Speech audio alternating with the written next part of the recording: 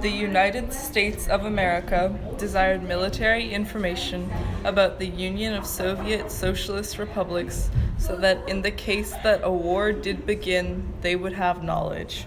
This type of information was given the nickname of pre-D-Day intelligence. Flights were made in the 1940s to the 1950s with existing aviation technology, but did not have the capabilities of penetrating the Soviet Union airspace, and could not fly at a high enough altitude to avoid detection by the Soviet Union jet fighters. The planes could go around on the edge of the airspace and take pictures and gather intelligence from there.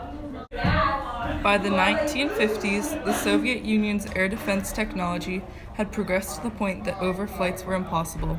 The US still needed to gain information on military bases, so they had to improve their technology.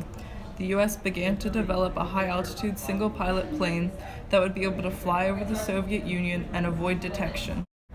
The plane itself was a jet-powered Renaissance aircraft designed to fly at a high enough altitude that they could avoid detection. The plane was called U-2, a title usually used for utility planes as a way to deceive people.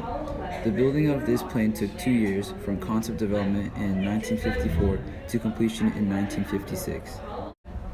The plane's first flight occurred in 1956, flying over Soviet Union airspace at an altitude of over 70,000 feet. It had sophisticated cameras that could take photos of military installations on Soviet Union territory.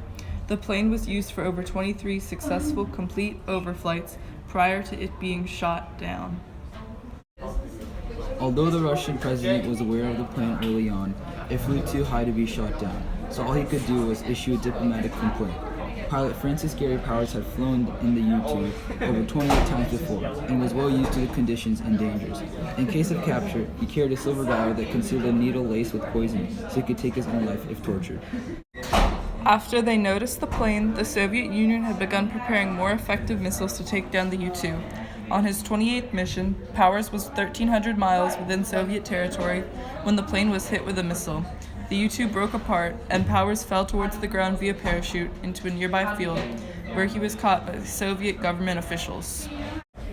While Francis Powers underwent 61 days of questioning, the U.S. stated it was a stray NASA weather plane that had been shot down, denying any spy activity, unaware that the Soviet Union had the pilot in custody. The pilot revealed the truth behind the mission, and the Soviet Union released this information, resulting in a mass embarrassment for the United States. This incident happened prior to a scheduled meeting between the two countries in which both had hoped to negotiate a disarmament and nuclear ban treaty. With the new events, Eisenhower came clean and admitted to being responsible for the flight. Russian President Khrushchev demanded Eisenhower condemn the flights and apologize. Eisenhower refused, and the Cold War continued on. Powers stood trial on charges of espionage and was charged with 10 years in prison. He was released early after 2 years, and the first prisoner swap between the Soviets and the Americans. He was criticized by some Americans who said he betrayed America by revealing information about the mission.